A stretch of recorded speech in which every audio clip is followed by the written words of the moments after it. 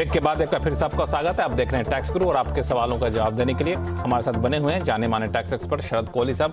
कोहली साहब, लोगों के सवाल ने उससे पहले एक मामला, चूंकि अभी कारोबारी साल खत्म हुआ 31 मार्च, बहुत लोगों ने लॉस बुक किया होगा।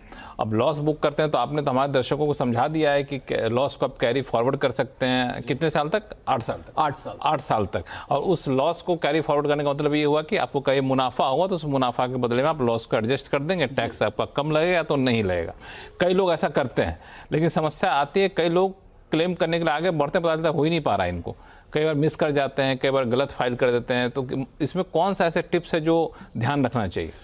लाखों करोड़ का नुकसान लक्ष्मण इसमें देखा गया है। लाखों करोड़ का? बिल्कुल। मैं इसमें जले पे नमक छिड़कना बोलता हूँ। क्योंकि इसलिए बोलता हूँ क्योंकि एक तो पहले नुकसान हुआ और ऊपर से उस नुकसान को आप इस्तेमाल भी नहीं कर पाए कल के प्रॉफिट के एडजस्ट करने में। तो ये बहुत बड़ा और नज़रअंदाजी से होता है या जानकारी ना होने से होता है।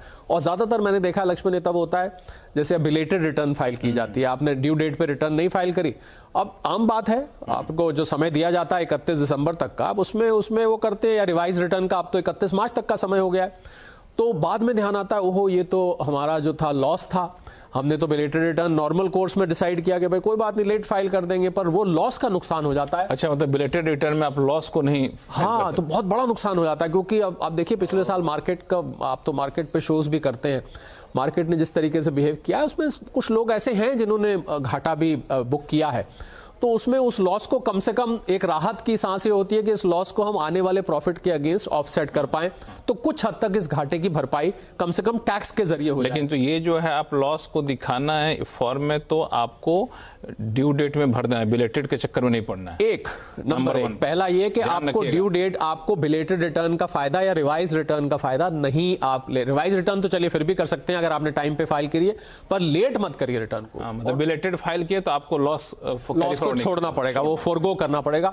और दूसरी गलती ये होती है लक्ष्मण कि आप उसको गलत हेड में दिखा देते हैं। हमने देखा गलत हेड में दिखाने की वजह से भी हजारों लोगों का कंफ्यूजन कहाँ होता है?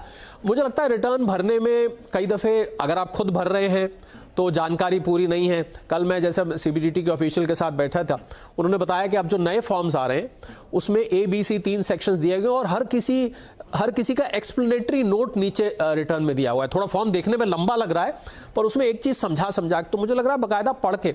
और मैं तो जो कई बार क्या होता है, कुछ CA के ऑफिसेस में लोग जाते हैं, कई दफे उनके यहाँ जो स्टाफ होता है उनसे गलती हो जाती है।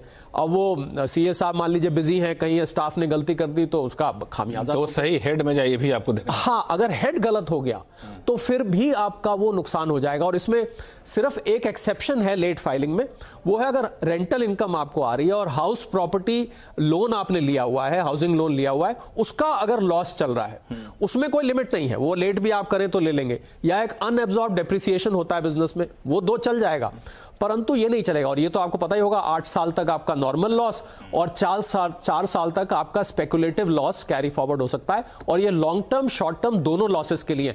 तो ये आसमान से गिरे खजूर में अटके, पहले लॉस हुआ, ऊपर से टैक्स भी उस पर फायदा नहीं मिला। तो मुझे लग रहा है ये छोटी सी चीज है, पर इससे मैंने बहुत लोगों का बड़ा भारी भरकम नुकसान होता है। चलिए, तो ये आप बिल्कुल गांठ बांध कर रख लीजिए और ये नुकसान ना हो, टिप्स बता दिया कोहली साहब ने। इस भी चलते हैं मुंबई, फटाफट एक कॉल ले लेते हैं। अशोक कुमार पटेल साहब का फोन आ चुका है। पटेल साहब नमस्कार। क्या नमस्कार है? कोहली साहब को भी नमस्कार सर। नमस्कार पटेल साहब।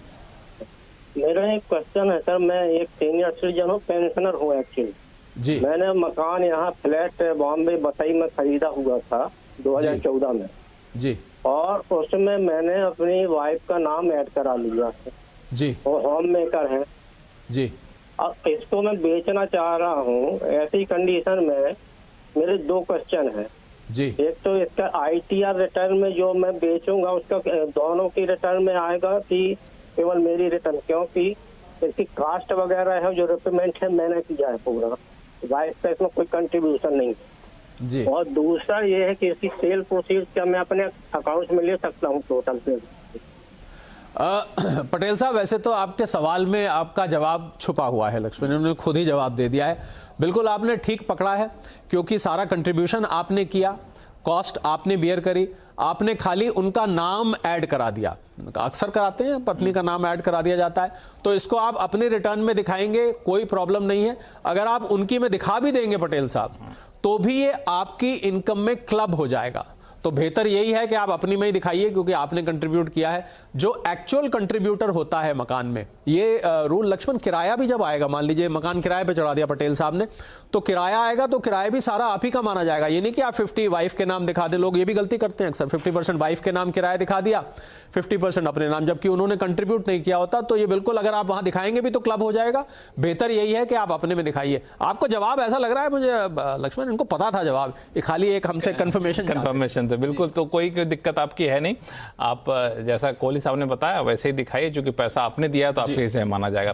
तो फिलहाल वक्त है छोटे, हम लोग का समय खत्म हो रहा है। तो कोहली साहब बहुत बहुत धन्यवाद सभी सवालों का जवाब देने के लिए। और आपके पास कोई भी सवाल हो, जैसा पटेल साहब ने सवाल पूछा, इससे पहले लोगों ने सवाल पूछा, ऐसे सवाल आपके पास हो तुरंत लिख भेजिए tax@moneycontrol.com पे। और सवाल जब भेजते हैं तो अपना नाम और मोबाइल नंबर भी लिखिए, ताकि मोबाइल पर आपसे संपर्क करके सीधे अपने टैक्स एक्सपर्ट से आपकी बात भी करवा सकूं। और टैक्स गुरु में फिलहाल इतना ही। देखते रहिए CNBC आवाज़। नमस्कार।